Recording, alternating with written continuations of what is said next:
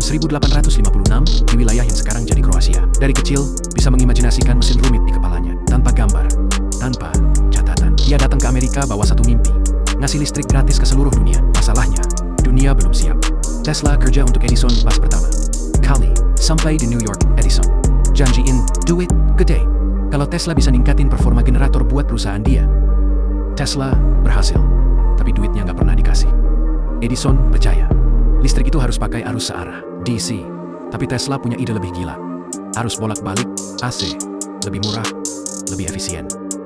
Bisa dikirim jauh, tanpa kehilangan energi. Tapi karena ini beda banget sama Edison. Dua-duanya akhirnya perang. Tesla kerjasama dengan perusahaan kaya. Mereka mulai bangun sistem AC di mana-mana. Dan akhirnya Tesla menang. Tahun 1893, pameran dunia di Chicago. Semua lampu di sana nyala bukan karena Edison, tapi karena sistem arus bolak-balik. Tapi itu baru awal.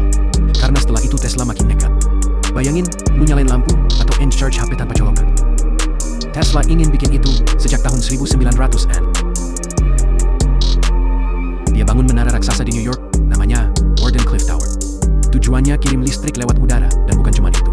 Dia juga pengen ngirim pesan ke seluruh dunia secara nirkabel. Bahkan internet, Tesla udah kepikiran jauh sebelum kita lahir. Tapi mimpi besar itu butuh dana besar. Dia minta bantuan finansial dari bankir kaya, Junior Morgan.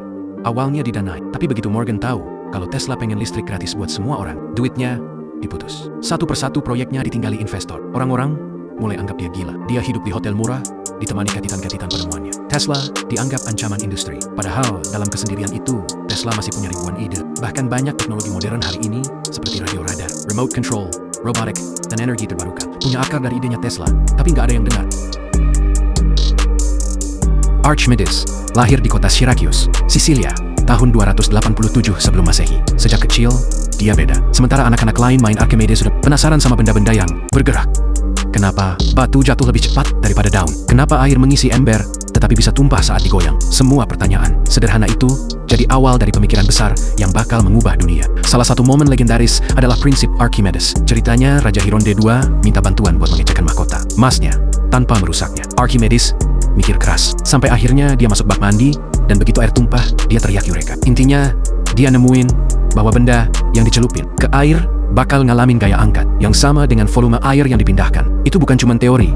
Keran ini dasar kapal bisa terapung. Tidak hanya itu, dia juga bikin tuas, katrol, dan bilang, berikan aku titik tumpu, dan aku bisa mengangkat dunia. Bayangin, dia udah mengerti mekanika sederhana yang jadi dasar alat-alat modern, dari derek pelabuhan sampai alat fitness pekada ribuan tahun sebelum Newton lahir. Waktu-waktu Syracuse diserang Romawi, Archimedes bikin mesin perang katrol raksasa buat ngangkat kapal cermin pembakar matahari yang bisa membakar kapal musuh. Bahkan alat-alat pelempar batu raksasa.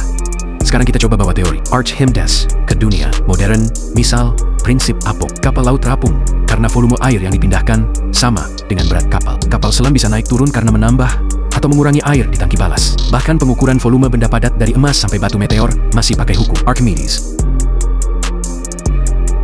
Max Planck, seorang ilmuwan yang menemukan rahasia terkecil alam semesta, sesuatu yang bahkan tidak bisa kita lihat dengan mata telanjang. Max Planck lahir di Kiel, Jerman, ke 1858. Sejak kecil, ia memiliki rasa ingin tahu yang tak terbatas. Ia menyukai musik, matematika, dan fisika. Saat temannya bermain, Max selalu menghabiskan waktu membaca buku tebal tentang teori Newton, Maxwell, dan hukum-hukum alam yang seolah menyembunyikan rahasia di balik segala hal yang ada. Ia sering bertanya kenapa cahaya bisa memancar dari satu sumber ke segala arah, atau apa yang mengatur panas dan energi dalam atom.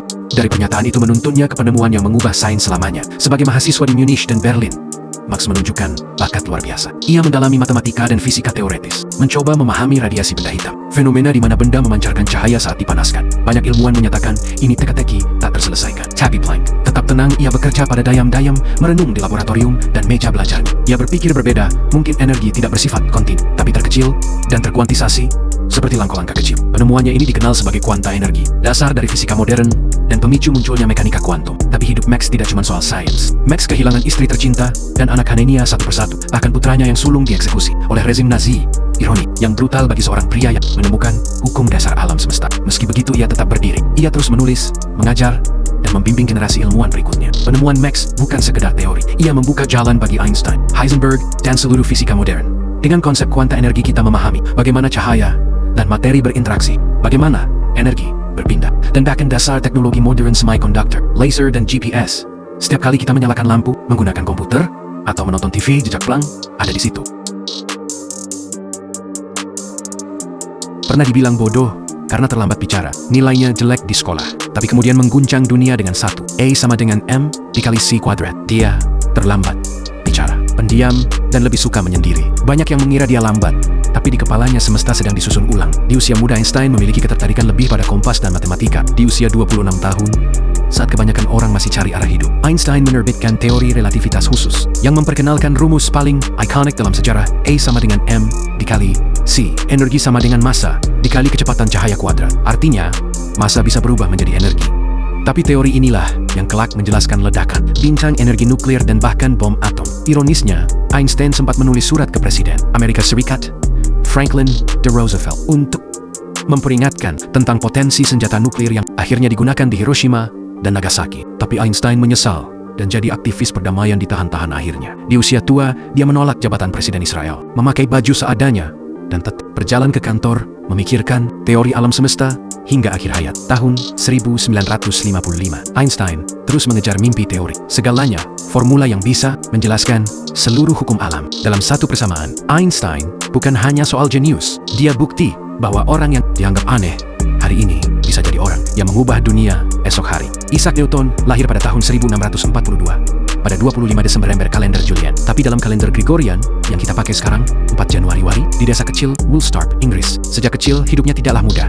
Ayahnya meninggal sebelumnya lahir, dan saat ia 3 tahun, ibunya menikah lagi dan meninggalkannya. Newton akhirnya diasuh oleh neneknya. Dari kecil, ia suka bikin jam matahari, kincir angin kecil, dan berbagai eksperimen sederhana. Waktu remaja, ia tidak menonjol secara akademik. Tapi saat masuk Universitas Cambridge, semua mulai berubah. Di sana, Newton mulai tertarik dengan matematika dan filsafat alam. Semua berubah ketika wabah besar melanda Inggris. 1665 dikenal sebagai Great Plague of London. Mahasiswa termasuk Newton harus pulang ke rumah masing-masing. Ia balik ke rumah ibunya. Justru dalam masa isolasi, beberapa ide paling revolusioner dalam sejarah sains mulai muncul di kepalanya. Newton menghabisnya waktunya di rumah tanpa bimbingan dosen, tanpa fasilitas kampus. Justru di masa inilah, Newton mulai berpikir soal gerak benda. Dia mengamati apel jatuh dari pohon dan bertanya kenapa benda selalu jatuh ke bawah, apa karena bumi menariknya. Dari pertanyaan sederhana ini, ia mulai mengembangkan konsep awal dari gravitasi universal untuk bisa menjelaskan gerakan dan perubahan benda secara lebih akurat. Newton menciptakan sistem matematika baru yang sekarang kita kenal sebagai kalkulus, dan di bidang optik dia melakukan eksperimen dengan cahaya dan prisma. Dari situ dia menemukan bahwa cahaya putih ternyata terdiri dari berbagai warna. Tidak menggunakan laboratorium mewah, semua itu dikerjakan dalam masa isolasi, tidak pakai tim, hanya Newton dan pikirannya.